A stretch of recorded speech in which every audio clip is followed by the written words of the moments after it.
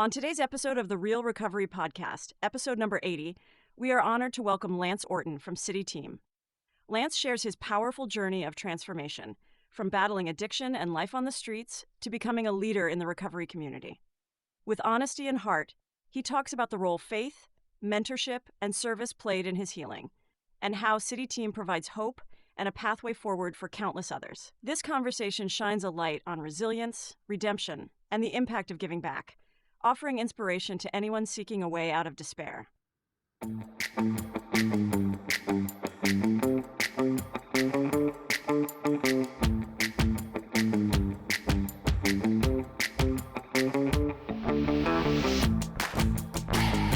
Hello, and welcome to the Real Recovery Podcast. I'm Julie, your co-host. On this journey of healing and transformation, together with my co-host Peter, we dive into the heart of recovery, sharing stories that resonate with courage and inspiration. That's right, Julie. Each episode is a new chapter in this vast narrative of recovery, and we're honored to bring them to you. But keep in mind, the perspectives you'll hear are for informational purposes only and may not reflect the views of the podcast or our partners. Indeed, while these conversations can be a powerful part of your recovery toolkit, they are not substitute for professional medical advice. We encourage you to seek guidance from your healthcare provider for any treatment-related decisions. And if you're facing an immediate crisis, or if you just need to talk to someone who understands, don't hesitate to call the Recovery Crisis Line at 503-223-8569. That number is also on our website. Help is available 24/7. Now let's begin our episode Of recovery, real recovery. Hi, Peter. Welcome to the Real Recovery Podcast. I'm so excited for today. Hello. Welcome, everyone. And today we are here with Lance Orton from City Team, Executive Director. And 7 years ago, you were a client. So Yes. I'm really interested to hear your story. Yeah, thanks for having me, you guys. I'm excited. I actually peeked at the YouTube video that you posted the other day, and then I was like, no, I want to hear it. And so I'll go back and watch it, but I did want to hear it. I'm really excited you're here. Yeah, I think the work you're doing is flawless. thank you. Vice versa. If we can't get the stories out there, then our past is there to haunt us. But when we get them out there, There's hope. yeah, we can lead people. Yeah, I'm so impressed that it's 7 years from homeless to executive. That's just, talk about inspiration for anyone out there. Yeah, it's been a fast track. I admit it. Just looking back on the timeline, it feels like I've been doing this work for probably 10, 15 years. And really, it's only been 3 years as an executive, 3.5 years as an executive. And I stumbled around trying to figure out, like many of us do in early recovery, the first 3 years, what's my purpose? I got to get a job and make money, but I don't want to fall into the old same chasing money and status as a way of fulfilling myself. I know that doesn't work. And so It really doesn't. it I does. did that. It does. And it's funny, my brain still wants to go back to that. My brain will do, I don't make enough money, or I don't have the right car. And I'm just going, stop. Oh, that's nonsense. So yeah, it's been, as we say, sanctification is a process, right? It's Yeah. It slow. is. Everything is a process. Yeah. And even like when you were homeless, you were just doing research. Yeah. And Hey. every morning, 5 minutes. The secret is every morning I take 5 minutes and I remember my last day out there, my last day outside of City Team, walking around the block, picking out half-burnt cigarette butts out of ashtrays in front of the bars. Oh, That was like detoxing from heroin. I just remember that, and that keeps me humble. and- Yeah. Yeah. I often remember my darkest times as a way of almost frightening myself into never want to go back there. Yeah, you have to. You have to do that. but- It's part of the medicine. Yeah. I was in prison 31 years ago. And, that I like to pick out my own clothes. I like to get my hair done and pick out You my look own better not wearing orange, let's just say. Flashes with my hair. Yeah, totally.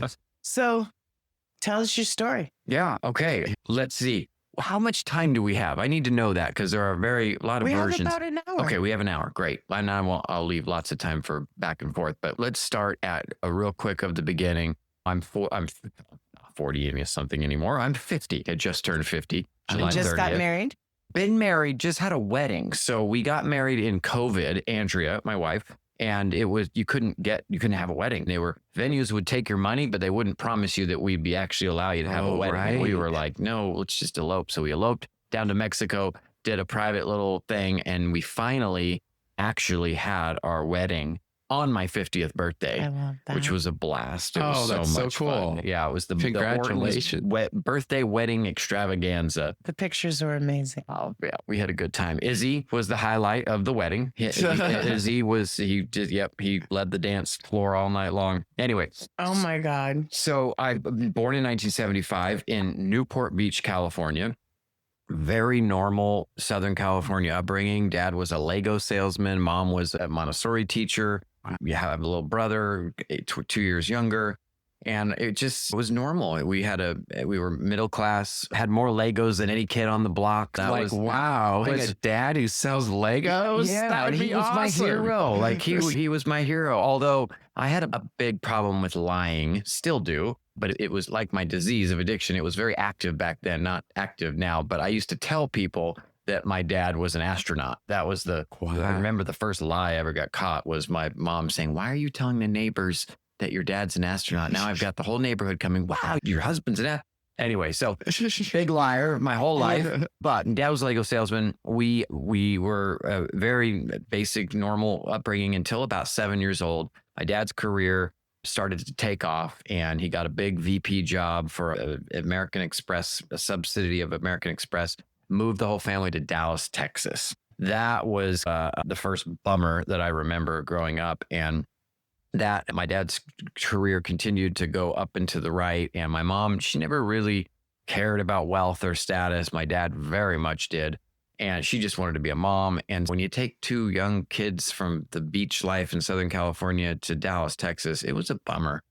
And then my parents divorced at 12. That was a bummer. Dad moved back to California, to San Francisco, to become a .com Silicon Valley executive back in the day. His company, he was the CEO of a company called previewtravel.com, which was the first website back when there were no websites that you could buy an airline ticket on the internet. Very first. Wow. It now is called Travelocity.com. Okay. So he was doing financially really well. My mom and the rest of us we weren't struggling, but we were barely middle class in Texas. And my poor mother, she was heartbroken.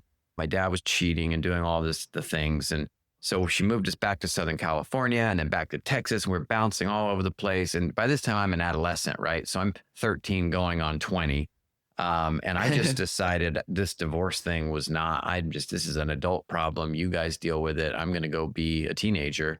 And at 13 years old, I was off to the races. That was the year that I dabbled in everything that the world had to offer, sex, drugs, and rock and roll. And it led very quickly to my personality type is very prone to addiction. I'm type A, I'm extrovert. I'm a eye on the disc. I'm the highest propensity for addiction. I'm that personality. I actually really relate. I bet you do. Big time. Picked up on that the first 2 minutes we met. And whatever, I don't even know why the science behind that, but I fall into that category. And so divorce was trauma one. I didn't know that was trauma because I thought trauma was like rape and sexual abuse and really terrible things. Divorce was like a normal American problem. But I learned later in therapy that was a form of trauma that I experienced at a really important age of my coming to maturity. And then so bouncing back and forth, 3 high schools in 2 states over 4 years, was able to maintain some decent grades. So I never really got in a lot of trouble. And then finally, my junior year, I decided I didn't want to deal with being in Texas anymore. So I got myself kicked out, sent to San Francisco, where my dad was very wealthy. And I very much knew that this was I architected this plan to get myself to San Francisco. And I put my poor mother through hell. I can't imagine. Anyway, I got there, and sure enough, all of a sudden I'm driving a BMW and going to private schools and living in the Marina District. And I thought this was great. And so my dad became my hero. I wanted to follow in his footsteps. I wanted to be a Silicon Valley executive just like him. I went to college, got a business degree, and then my addiction started to become addiction. Cocaine use became more regular. I discovered pills, got addicted to benzos and opioids, hydrocodone, 10 milligram Norcos. That was your go-to. That was my go-to. That was your Ben and Jerry's. Doctors would prescribe me a bottle of 180 of them every month. And I didn't even have to go to the doctor eventually. It got to the point where I would just dial Kaiser's refill pharmacy, hit the refill button. We'll get back to you once your doctor approves. They would just approve it.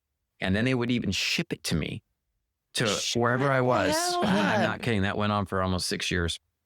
And so as long as I had those pills, though, I really didn't get in a lot of trouble. It was like I abused them, but I also knew the limits to where the pharmacy would stop. They would cut me off. So I was able to, as long as I had those, I wasn't getting in trouble with the law. I wasn't dealing with drug dealers. I didn't have a desire to live a criminal life. I didn't want to be with shady people. I wanted to be a Silicon Valley executive.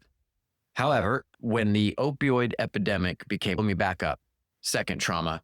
2005, my dad was killed in a tragic accident. He had retired from the Travelocity deal. He had bought a big ranch in Napa Valley and did what Silicon Valley executives do. And on that ranch, he had a tractor that he was mowing a pasture in one of the back horse fields, and it flipped on him and killed him instantly. Oh my God. Decapitated him. And so this is a whole nother story, but I was in the Army at that time because my addiction had got myself into some trouble, and particularly cocaine use. My friends were all getting jobs out of college and building families, and I'm blowing lines and going to Vegas every other weekend. And that led me to having a hard time finding roommates, which almost led me to homelessness. And I remember calling my mom and my dad and my grandparents, and I didn't really want to ask help, but I was kind of like, they picked up on it, and they were like, we're not going to help you. It's time for you to grow up. And so I decided joining the Army would be, instead of rehab, because rehab was for wimps, right? I'm going to join the Army. And so I did. College degree, went in, enlisted, combat arms, 2003, right after 9/11. And then they put me at the 101st Airborne Division in Fort Campbell, Kentucky, which was like one of the most active divisions in the armed forces. They're getting deployed every other year. Because I had a college degree, I was going to say, I didn't get deployed. They stuck me back, and they were like, you should become an officer and go to OCS. And the Army was a weird thing. It worked for me. It was like a Forrest Gump deal. I didn't fit in the Army, but I was able to figure it out. It's pretty simple. You shut up, do what you're told, and you're going to be okay. And there was that kind of the adrenaline of being a soldier and all that bullshit. I like the structure. I went to prison boot camp. Yeah. But believe it or not, the structure was good for me. The structure was amazing. It's too dumb to know it, but looking back, the structure was really good. But right before I was about to go into OCS, Officer Candidate School, I got the Red Cross message. We were on a deployment exercise at Fort Polk, Louisiana, playing war games. And this Red Cross helicopter flew in. And when the Red Cross shows up, it's never good news. That's who the military uses to deliver bad news. And sure enough, when I saw this helicopter coming in, I just had this feeling like, oh man, this is bad. This is going to be for me. Weird. Sure enough, they told me your dad's been killed. You need to go back to San Francisco. You get a 30-day leave. And the first thought in my mind was, I don't have to worry about money ever again. It was not remorse. It was not my hero just died. My dad just died. My best friend just died. It was, I'm about to be rich. And I knew in my own psyche that was bad, wrong. I shouldn't feel that way. I should be crying. But yeah, that's just the selfishness of this disease, self-centeredness. I'm thinking you can do whatever the fuck you want. And get away with it. And I want to quickly back all the way up. There was no faith in our family, no church upbringing. My mom was very spiritual in a kind of Eastern New Agey sort of way. My dad was agnostic. So I didn't have any kind of spiritual framework to process this loss. And so I quickly went to the doctor, got some Xanax, got my Norcos. I went back to San Francisco to get my inheritance. And as it turns out, he did not have a will. And my stepmother in the great state of California inherits everything. And she pulled my brother and I aside and said, hey, your dad didn't have a will. It's all coming to me. But if you sign this paperwork, when I die, which by the way, she was diagnosed with stage 4 breast cancer the same month my dad died. And she was given 6 months to live by the doctors. True story. And so she said, when I die, you and your brother will get half and I can do whatever I want with the other half, which is a really fair deal. 25% for me, 25% for my brother. And that was a lot of money. And so we signed it naively because I wasn't going to contest a dying woman's, I didn't know any better. The way fate has it, she is alive and well today. Praise God. She beat the cancer and we have not seen a penny of that inheritance to this day. Now, this was my higher power who I didn't even know back then working, because had I got that money at that time in my life, I would be dead or in prison today for sure.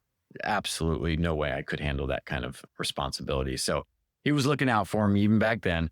Anyways, I went back to the Army, tried to re-engage, couldn't do it, got kicked out real quickly for drug use. The next 10 years, there's nothing really there other than just rock bottoms getting lower and lower. And then in 2018, heroin entered the picture. The opioid epidemic became newsworthy. And so doctors were like, oh, well, we better stop prescribing. They didn't want to get in trouble. Yeah. Right. And they just cold turkey cut me off. And that's when I experienced opioid withdrawals for the first time. And it was like, anyone who's been through it knows it's pure hell. It's like the only thing I haven't done. No. It is the most painful. You cannot do anything. Psychological, physically, it just robs you of any kind of rational thought. Your bodily functions completely shut down in reverse. It's things coming out, all the holes in it. Terrible. I heard it's extremely painful. Very painful. Was in the cell next to a lady coming off of heroin, and I had never done heroin. And let me tell you, this bitch scared the fuck out of me to never do it. Screaming, the vomiting, not being able to eat. It's terrible. It was I was just like, please move me. Please let me get out. And luckily I got transferred. But watching this woman come off of heroin was enough to make you never do it. I'll bet. Yeah, no. I was like, I just recently with my cancer treatment, they put me on fentanyl because of the radiation that I was going through. And then naively, I thought, oh, I'm done. I don't need to have this anymore. And I cut it off. Oh, it hit me so hard. And that was just, they're very careful. So it wasn't like a big dose or anything. And I had body aches and fatigue like you wouldn't believe. And and heroin's not even as bad as fentanyl. I'm so lucky that fentanyl had not hit the scene when I was on heroin. It was like got out. That's what I say all the time. I got out within months of fentanyl flooding our streets here in Portland. Everything almost now. Yeah. So 2018, I'm running from all my problems, pulling geographicals all over San Francisco, Southern California, Lake Tahoe to Bend, Oregon. Finally, I'm sitting in Bend, Oregon. I'm trying to maintain it. Just restaurants were where I found out I could make money and hide from my addiction, because restaurants, there's a party culture when you're a bartender or a server. And daily cash. Yep, daily cash. Yeah. And so I was working at the Pine Tavern in Bend, Oregon, and I came in sick from work one day. I was dope sick, and this dishwasher, he knew instantly what was going on with me. And he was like, here, man, just take this in the bathroom. And it was a bag of heroin. And that was my first exposure. And I knew it was bad news. It was like that voice, the same voice that told me I was broken for not remorsing my dad's death. It was like, this is going to be your downfall. But I was so dope sick. It was like, just give it to me. And it worked. So now I had to get heroin, and very quickly, took about 6 months before I was living in my car. The lady that I was bunking a room with, drug dealers were coming to my house and knocking on the door in the middle of the night. And I owed money. I'd been arrested for possession a few times. The cops were trying to get me to work for them. And I was selling from the cartels down in Salem. I would come to Salem and buy heroin and drive to Bend and sell it. And then I got shorted them once. Now I got the cartel after me. It was just like a disaster. And finally, I was just like, I can't do this anymore. And there was this one guy, he wasn't a drug dealer, but he was the guy when you didn't pay the drug dealer, he came after you to make sure you paid. And we called him Crazy Cameron. Very scary guy, big arms the size of tree trunks. And Hercules. A meth addict on top, psychotic. And he would find me and shake me down. And I only owed him like $100, or the guy $200, but he would man, it was just like a cat and mouse game.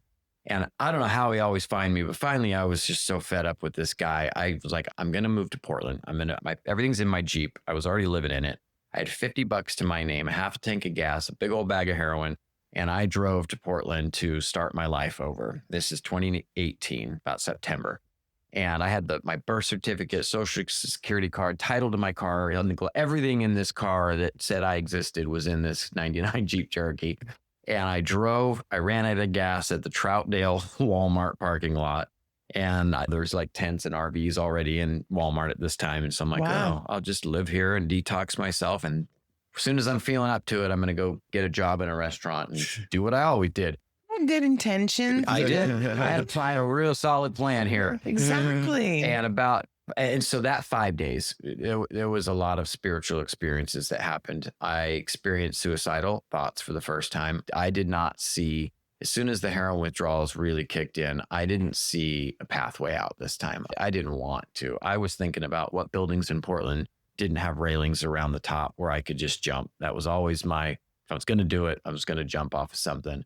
And I started praying. I started praying to a God I didn't know or understand. I was like the universe. That was my concept of New Age. And I was like, okay, universe, either give me a reason to live, show me how to be a 42-year-old male, give me purpose, or just take me. I can't do this anymore. I'm calling my mom and she's no more. No more money, no more hotels, no more couches. Same with my brother. And so after 5 days of this, I finally am like, I need one more fix. I got to scratch that itch one more time. So I get on my phone. I reach out to this girl in Bend that I knew would bring me out some dope. And sure enough, I went into the bathroom and I'm waiting for it. It's weird psychologically when you're detoxing. As soon as more dope is coming, the withdrawal symptoms aren't as bad. It's a weird phenomenon. So anyway, I'm like, okay, dope is coming. Guess who shows up? Cameron. Crazy Cameron. I knew it. Oh, no. This is such a good movie. I just want you to know. This guy was relentless, and he must have intercepted that conversation, paid her off. I don't know. He found me. And so I come out of the bathroom of Walmart. I get in, sitting there, and all of a sudden I feel this tap on my shoulder, and it's a gun. And he says, start the car and drive. I'm taking your Jeep and everything you own because you pissed me off and you owe me money. So I'm driving, he crawls up front, and I'm just, at this point, I'm like, I guess this is it. I'm either dead or he's going to beat me to a pulp. And he's high as a kite. I remember his eyes were just this like scary bloodshot red, and he's rambling this nonsense. And he starts telling me about Jesus in the desert for 40 days, and which meant nothing to me, right? I never even heard that story. And I'm just like, okay, I got to get out of this thing. I got to jump out while the car's driving and roll down the hill and run. So anyways, he has me pull over in a park, and he's got a car full of goons behind us. And he says, you look really dope sick. I'm going to take pity on you. And so his little goons came, and I swore to myself, just like I swore I would never shoot heroin. Once I shot, I swore I would never shoot in my neck. His friends get in the car and gave me a shot of heroin in the neck. That's the last time I've ever used a substance. Wow. That was my final shot in the neck. Got me. It was almost like I was crying inside because this was such a rock bottom. The situation I'm in. Yeah. Like it just happened to me. And so he then proceeds to tell me in a very clear, weird, different voice than his normal voice almost. He says, Lance, don't worry. I'm not going to hurt you. God told me, not this one. He has a plan for you. You need to go to rehab and get your life together. Wow. Shut up. I am not kidding. Clear as day. I can still hear the voice. Now, in the moment, I didn't really hear that. All I heard was wah, wah, wah, wah, wah, wah. I need to get away from this dude. And so he doesn't hurt me. He has me sign the title over at gunpoint. He empties my wallet, takes my phone, and then they drive off. And I'm standing there going, what the fuck just happened? And it was almost like in this moment, it was a weird serenity, a feeling of almost serenity. It was just this, I give up. I surrender. Like, I'm done. Yeah. I can't. I laughed. I was like, how does a 42-year-old college educated guy from a decent family wind up in this situation? Yeah. The only thing I had left on me was a dirty rig in my pocket. and I start walking and I throw the rig in the dumpster and I'm like, okay, I'm done. And then I wake up in the hospital. I don't know what happened. The nurse said that someone found me unconscious and called an ambulance. They would later tell me it was probably a panic attack or malnutrition or something. I don't know. I blacked out. Honestly, after just going, I've been hit with a gun and just going through that, your body's probably on hyper. Oh yeah. The stress and trauma of it. Honestly, getting high in your neck, right? Yeah. Something I told myself I would never do and didn't. But yeah. That is, it was you probably just mentally as well. I slept for 2 days and then I realized that once I came to and they checked me out and they were like, you're 6'3" and 140 pounds. Other than being very malnutritioned, you're okay. You have no disease and we need to discharge you. And I was like, no. So I started faking things because I couldn't walk. Because I didn't want to leave. And so finally they picked up on, and they started giving me hydrocodone. Somehow I convinced them that I was in pain and they wound up giving me hydrocodone for a few days. So I'm like, I don't want to leave the hospital. And you're safe. Yeah. And I've got room service. In Portland, this hospital's great, which is no wonder most hospital calls today are homeless. So after they caught on, they were like, you're homeless, aren't you? And I was like, yeah, I am. And they said, okay, here's a social worker. She comes in, she gives me a voucher to the City Team Portland shelter. And I said, okay. And they gave me a ride and that was October 1st. It was just a few days after October 1st. My sobriety date's October 1st. God is so good. Yeah. You're going to make me cry now. And I stood in front of that shelter and waited in line. And for 3 days, I went through the normal cycle, waiting in line, getting a meal, get a mat. And after about 3 days, I started to notice there was and I had no plan. I was just living, not even one day at a time. I was living hour to hour. You see it every day. Yeah. So when I come off Burnside Bridge, I go by the rescue mission. Yeah, Portland Rescue Mission. And I got to take a right on 2nd and then a left to go up 3rd. Right. And Burnside is the least clogged at 6:30 in the morning. And I fucking see it every day. And there's a lot of hopelessness there. And I also know the older you get, the less chance of recovery. I've seen it and I've seen it big time. But every day, and I'll just see this lady in her fold-up chair with her dog hanging on. It's heartbreaking. Yeah. Yeah. And every day. So seriously, this is no joke. I called this other person in AA and I was like, this is really making me sad every fucking day. It was like the trailers when they were by my house and they put in these subdivisions. And so now I go Burnside. I take a left on 12th to go over the Morrison Bridge in the morning so I don't have to see the people in line and the ones laying on the ground. No, I go home that way, but by then businesses are open. So it's a mixture. It's not, but in the morning, it's just them. At 6:30 in the morning, it is just them. And it is, I've said this, it is so heartbreaking. And sometimes I literally feel guilty. I feel so lucky. Why I was an IV drug user. And you can see my chubbiness. I'm not sticking a fucking needle in my arm. And why was I so lucky? But I see it every day and literally had to change my route because I do care and because it hurts me. And that could be me. Yeah, could be any of us. But I will tell you this, though. That line wound up being one of the best things that ever happened to me because after about 3 days of waiting in that line, somebody came out from the recovery program, which I didn't even know there was one. And I certainly didn't know that I needed recovery. Even then, I still thought recovery, addiction was not my problem. That was not my problem. Was I needed a job and I need to give me an apartment and I'll be fine. Isn't it funny how the mind works? Yeah, it was so ridiculous. Convince you.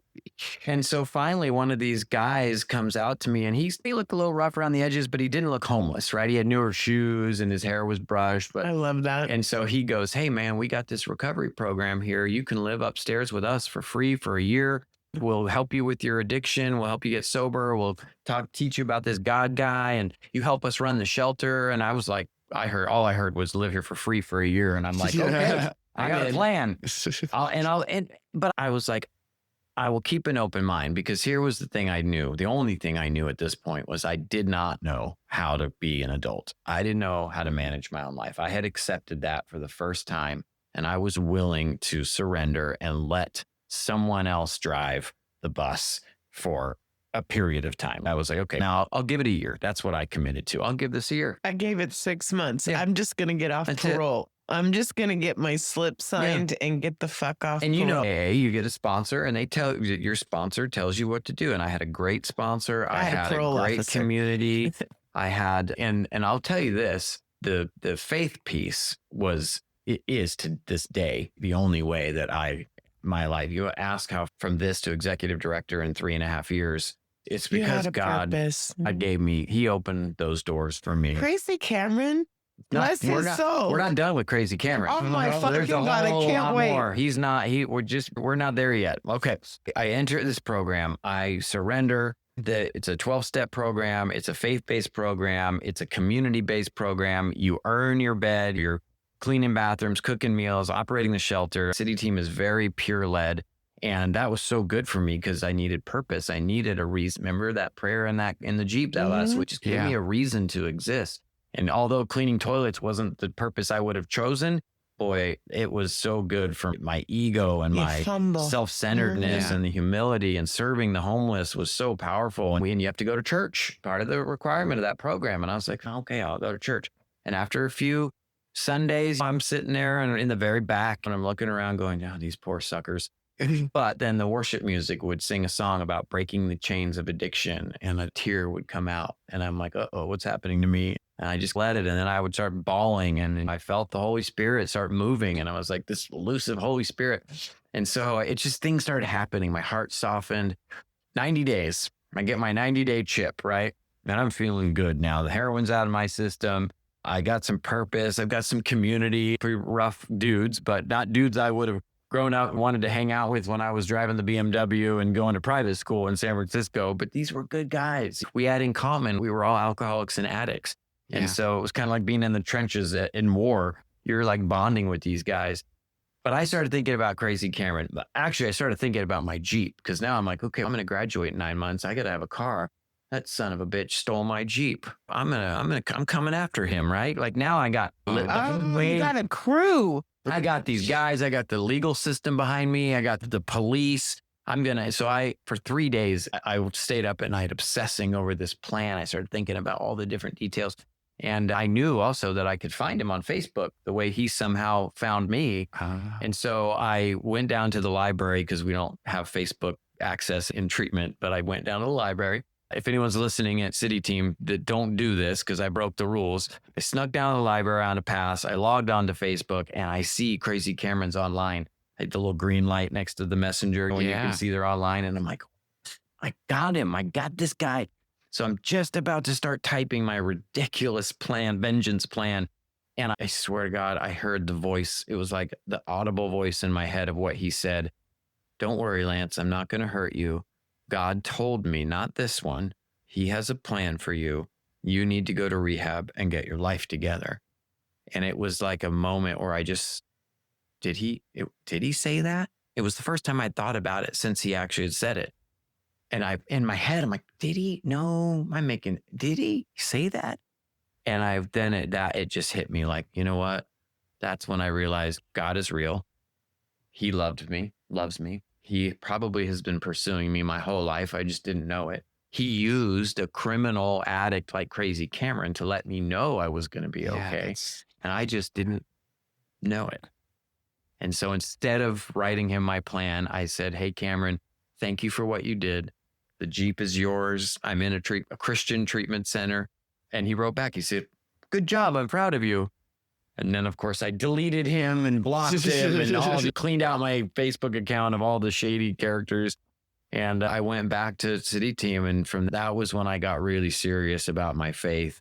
I just started leaning into this God character and the wonders and mystery of him. And I just wanted to know everything. And I wasn't so sure about this Jesus character. Like Jesus didn't fit in coming from a new age background. I had no problem believing in this higher power God that was almighty and created everything. But this Jesus thing was weird. So I just set that aside and I accepted it as part of the faith to get the benefits of the other part, but I just had a problem. I didn't pray to Jesus. I prayed to God. Like that was just no problem, which is, yeah, I talk to most Christians that identify as Christian. They say it's the opposite. Like Jesus is easy, but not God.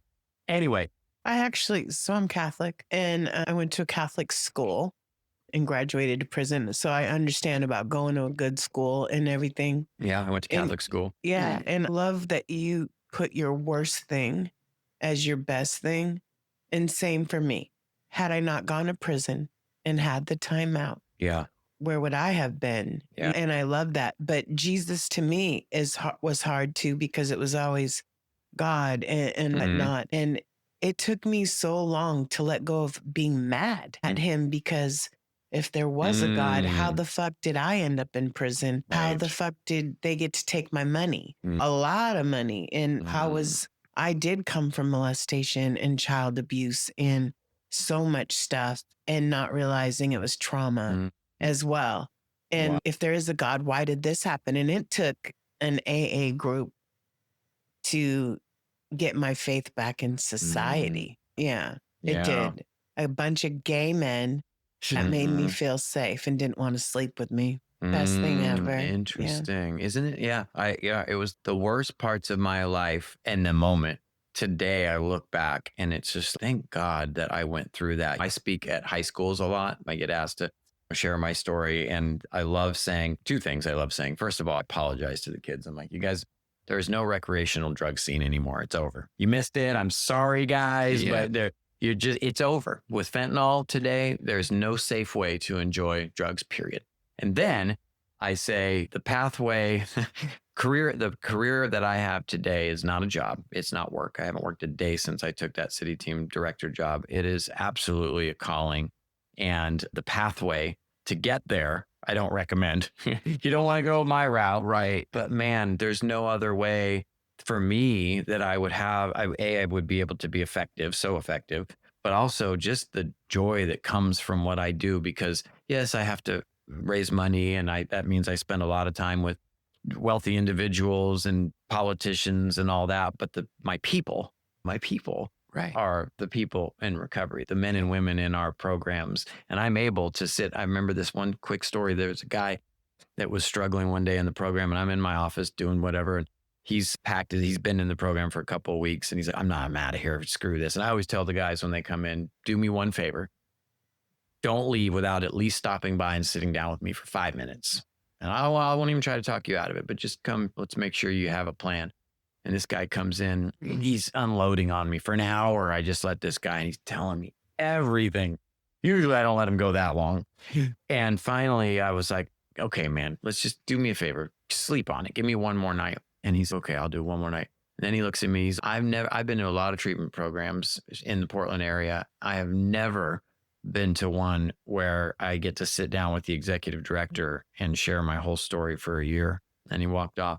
And that was like when I realized how unique my situation, to be able to use my own story and run an organization that saved my life and still stay relatable and connectable to the men and women that we get to serve. What a gift. Yeah. Well, and to be authentic. Yeah. And you don't have to be ashamed about your past. Nope. It's like loud and proud. Yeah. And I have to tell you, it took me a long time to get there. The second and third podcast we did, Peter and I went from being, I felt like I was naked on a stripping pole. I'm serious, which I've never done. One of those, not going to happen. But we told our full story. No, nothing hidden. No. And I was managing a so company, a bougie company in Portland. And I'm like, and I had always kept it separate, which I think hurt me in the long run. A lot of people do in AA. I have some pretty friends that they're like, oh, don't tell people that I'm in recovery. And of course I'm going to honor that, but man, the freedom of it. Yeah. So let me tell you, at my new job, I'm like, we're going through ethics training, and they're like, do you have any outside interests or business? I was like, yes, I have the podcast. And and they're like, do you get paid for it? I was like, no. Like during work hours. And I was like, no. And I was honest about it. I've been honest about it. That's how I came to terms. Honesty was the big one for me. Yes. And I went from a group that I didn't feel I could be as open and honest about who I am and my life to a group where I just fit in perfectly. They are my people. And that honesty, I used to do the same thing, compartmentalize my normies, my AA group. My life was split and it was not working until I just let it all go. And here I am. This is who I am. This is my story. Once I told my story and now it's out there. Anybody can listen at any point. Yeah. Not only 32nd in Australia. Like Australia knows our shit. No like kidding. It's crazy. Yeah. Oh, wow. That's so 16th in cool. Puerto Rico. Who's listening to us in Puerto Rico? I don't know, but That's so shout cool. out to you. Just again, like we said in the beginning, that sharing our stories is so important, and you never know who's going to hear them. We're not done with Crazy Cameron. Still, there's still more. Oh my gosh. Oh yeah, we could go on for hours, and I know we only have Keep they're going. 15, 20 minutes, but so. I love this guy already. So I'm like, I graduate City Team, God's opening doors left and right. I'm learning. I went to work for a small, I didn't go to work. I got an internship while at City Team because part of the City Team program, you can't graduate until you have a job and some savings.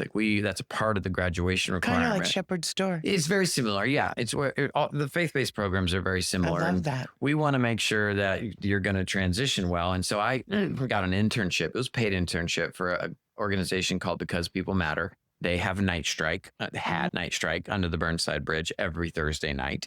And I got to learn leadership down there. I got to learn a little about raising money. They provided me housing, which was great. And as long as I kept doing the next right thing, that housing was included in part of my sort of package. And so that was all, it was just like God kind of set that all up for me perfectly.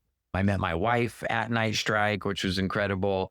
And then City Team came back to me, and I was volunteering at City Team almost daily, maybe not daily, but I would stop by there and just say hi to the guys. And they had a new director that came in at the time, and City Team was actually getting ready to they thought about closing it down at one point. Yeah, I heard that. I'm like, no, this is my alma mater. They can't shut this down. But they had some donor attrition and times were tough. And there was, it was some rough stuff. So they sent an interim director up from the San Jose program, young guy, like same kind of story as me. And he was the interim director. He was given basically 1 year to save it or shut it down. City Team needed a new building. They needed new donors. And so he came up, and I remember thinking, who's this guy? That should be my job. I didn't remember thinking maybe I could do this. And I'm so glad, because at that point I was not ready. And he came up and David Sunman did a really good job of getting the church partners in. He was really good behind a microphone, particularly to the church community. He had that gift of a pastor. And so he rallied the church community, but the building needed a solution. And then he got married to an Air Force medical student gal, lovely woman, Rachel, and they shipped her off to Omaha, Nebraska. And so as a loving, obedient husband, he supported her, and he came to me and he was like, dude, I think you're the guy to take this thing to the next level. I almost balanced the budget. If you keep doing the right thing, it'll balance, but you got to find a solution for this aging building on Grand Avenue. And I was like, I didn't say, okay. First, I was like, hell no. I am not. First, I was like, I do not want to lead a Christian organization in Portland, Oregon. That sounded like just terrible to me. But my alma mater, I didn't want to see it shut down. And there was some draw to being able to lead the organization that saved my life. Sounded pretty cool. Yeah. So I prayed about it, and that quickly smacked me upside the head. It's like, are you kidding me? I'm giving you this opportunity. So I took it. There was this kind of quick ramp learning curve of how to be an executive and balance recovery and marriage and all. It was like all these new things. Balance is hard. It was a lot. It was a lot. And that's why my faith was just so important. I just, every morning, just like I said in the beginning, remember where I came from. Remember that last day before Crazy Cameron drove off, and just surrender each day. Like that surrender piece is so important to adventure. Like surrender leads to adventure. And as a type A extrovert, like I need that adventure. I need structure, but I also I want the Spirit to lead my day. I have goals, I have mandates, I have things that need to be done, but in that, the Spirit leads. We all know in recovery, our thinking it doesn't get us to Right. very good places, right? So we have to surrender to people that we trust. And I think that in that, the Holy Spirit for me is included in that. And so I let him drive. And this next 3 years have just been like a whirlwind. We've got this new building in Old Town that is just about to open. It's got 110. In a week, right? Yeah, it opens in October. Okay. Yeah. sweet. So on World Homeless Day, which is October 10th, we're doing this thing called Conversations on a Bench, where CEOs and executive directors across the nation of rescue missions will be sitting on a bench for 24 hours outside of our facilities and having conversations with homeless individuals in the neighborhood. We'll have conversations with program staff. We're going to invite Mayor Keith Wilson down for an hour and have a conversation. It'll all be streamed live on YouTube. Simultaneously, there's about 100 of us across the nation doing this. And that's the day that we're hoping to have our grand opening. We'll be moving residents in shortly thereafter. The building, it's 30,000 square feet. Absolutely amazing. It's just going to be a gift for City Team and just the community, because we're going to have double capacity for our recovery programs. We'll still have the shelter, the same pathway that I got in. But I have to get back to Crazy Cameron because he's not done yet. I was sharing my story at the Multnomah Athletic Club in front of a Pretty bougie crew. very bougie crew, a very affluent men, is a men's group I got invited to. And we're sitting in this dark room in the back of Multnomah Club, and I'm sharing it. And basically the same story I just shared with you guys. This was about 6 months ago. And afterwards, one of the guys came up to me and he was like, that is one of the most powerful coming to faith stories.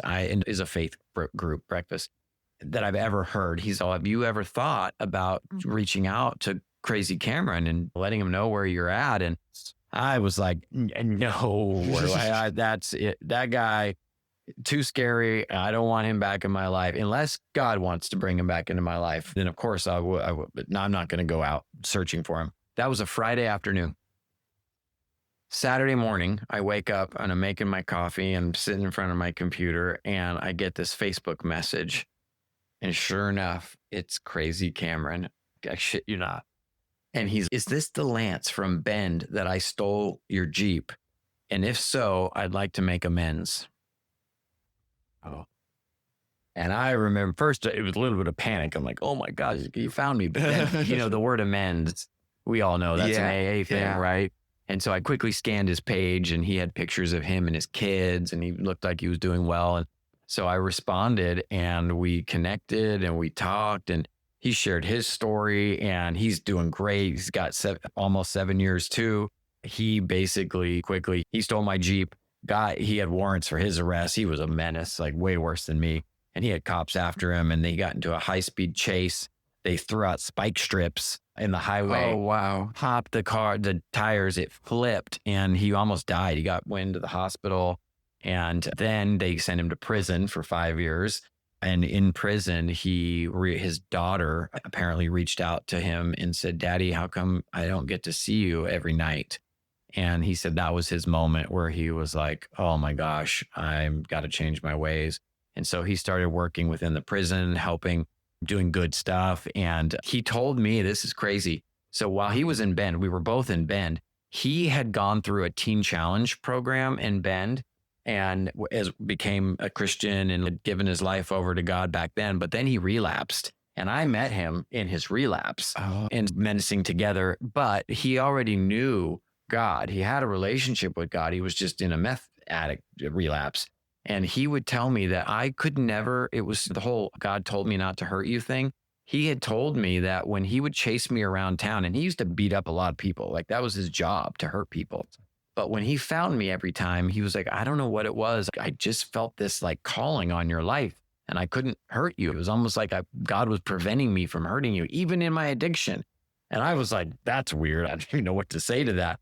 And yeah, he said, when I got out, I thought the whole time I was in prison, I thought about you a lot because weird connection that we used to have, or that we had, even though I hated you and wanted to kill you. And yeah, he's doing great. He helps parole and probation down in Marion County as guys transition out of prison, and he helps them get stabilized. Wow, that's just amazing. So yeah, God got a twofer on us on that deal.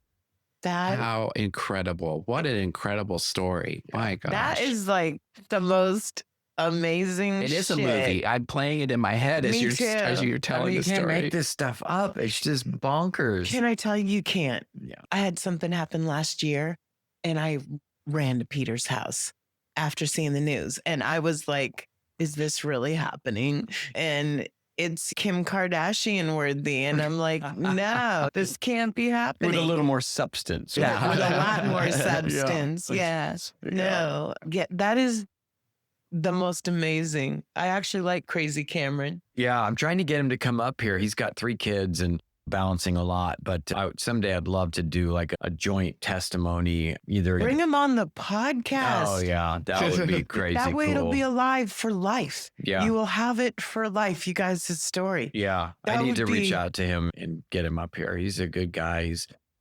He saved your life. Yeah, he did. He's absolutely saved my life because fentanyl hadn't hit the scenes yet. And Yeah, I've never done fentanyl. telling I you am right so now. like meth was meth when I did it. And I'm so grateful.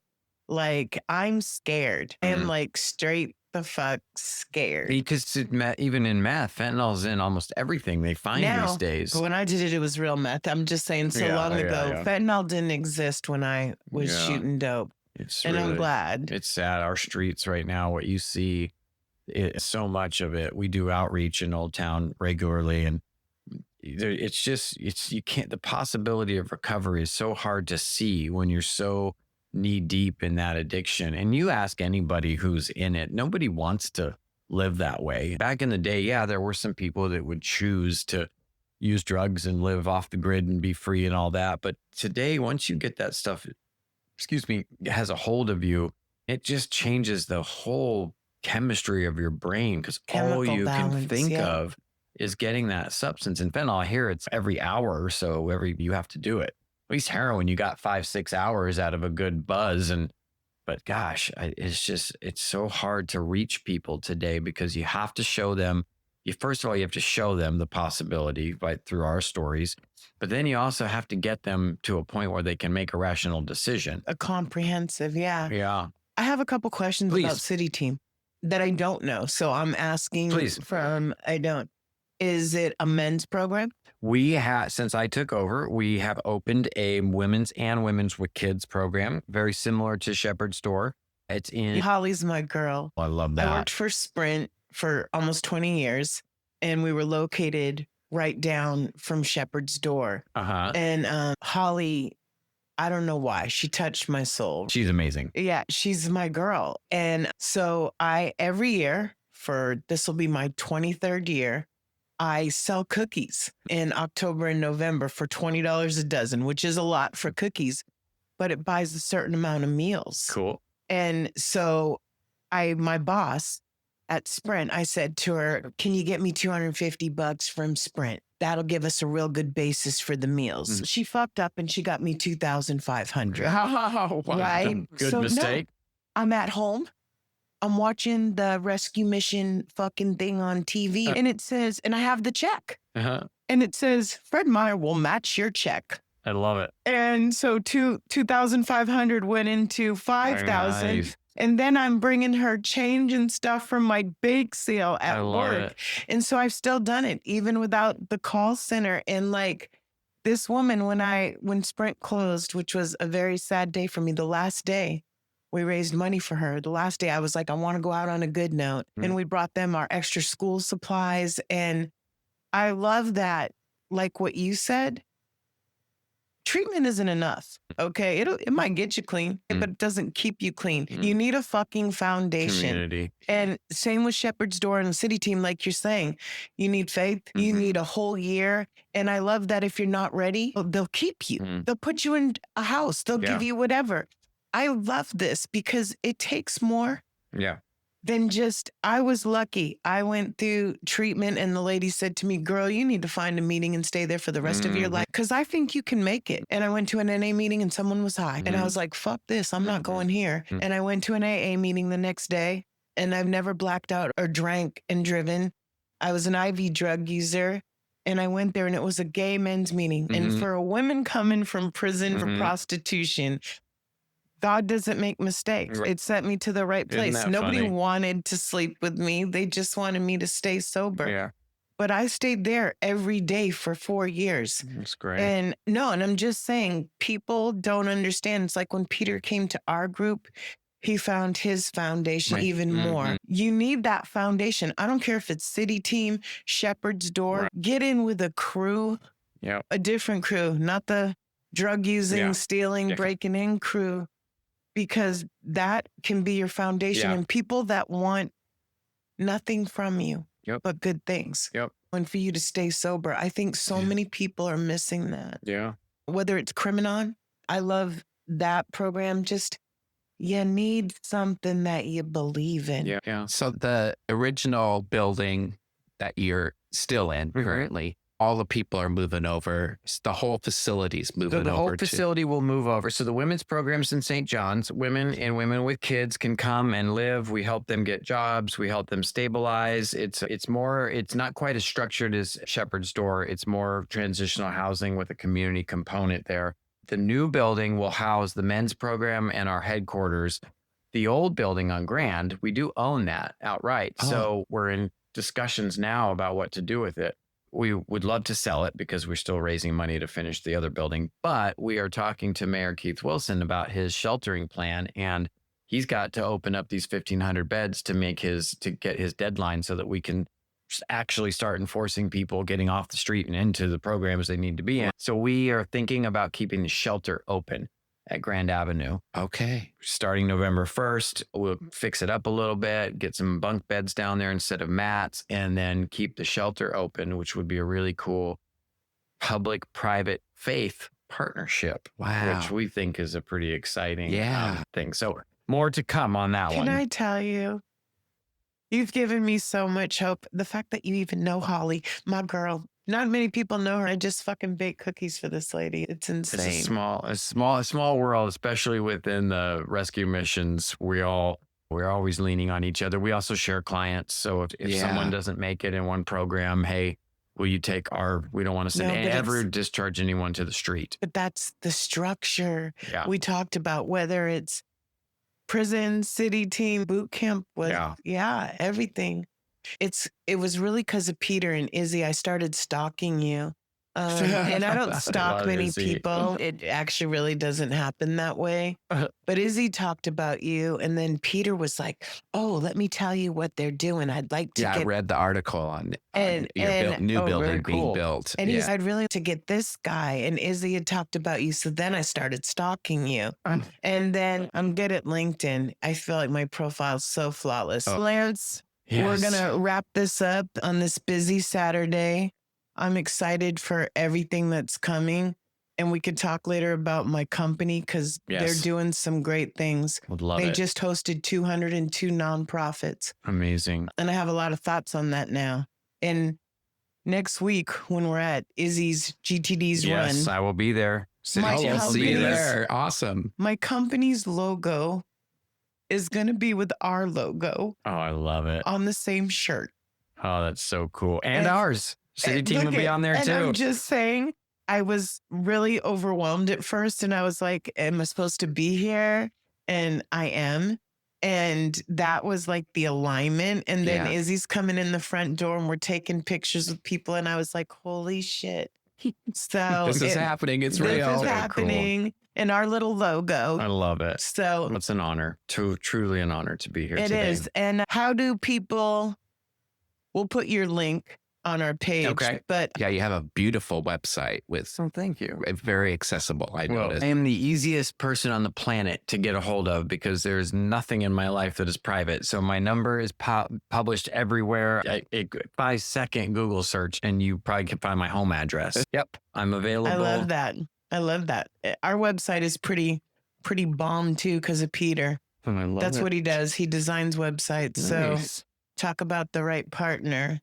I'm grateful to have you here today. Yes. That was great. Thank you it both was so really much. great. Yeah, I just want to reiterate people who might be listening who are on the fence or in need. What would be a pathway for them to your program. The easiest way, literally, you can walk to the front door of our building and meet with a case manager or a screening person right then and there. We're on Grand Avenue until mid-October. Then we'll be in Old Town at 4th and Davis. You can always just call the main city team number, 503-231-9334, and just ask for help. They'll get you in front of somebody who can have you in the program the same day. Which is the key, because the next day you might not want to go. Yep. There's always a bed available, no matter what, the same day. Oh my God. Awesome. And your story has been so inspiring. Do you have any final words to someone who might be listening that is struggling or has a similar situation to your story? I would just say the key for me was surrender. Like, it was just that final giving up and saying, I can't do this anymore. Yeah. And you all just heard the story from there. Just let God take over. And he does. And that seems a little abstract and ethereal at times, but literally there's so much power in just saying, okay, I'm done. I don't know how to do this. Someone help. And then just watch the doors that open. Very well said. I love it.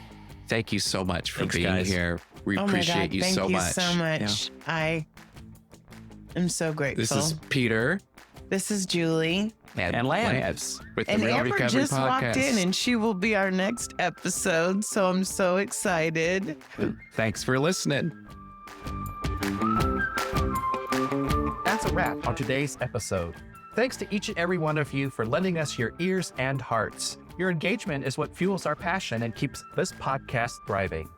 We cherish the moments we share here and hope they resonate with you, whether you're on a daily commute, at the gym, or just taking a moment for yourself.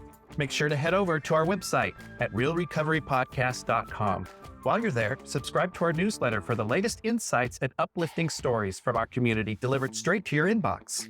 Click that subscribe button on your favorite podcast player too, so you can keep up with every new episode. It's your support that keeps our conversation alive and meaningful. And if our stories have touched you, consider using the donate button on our site.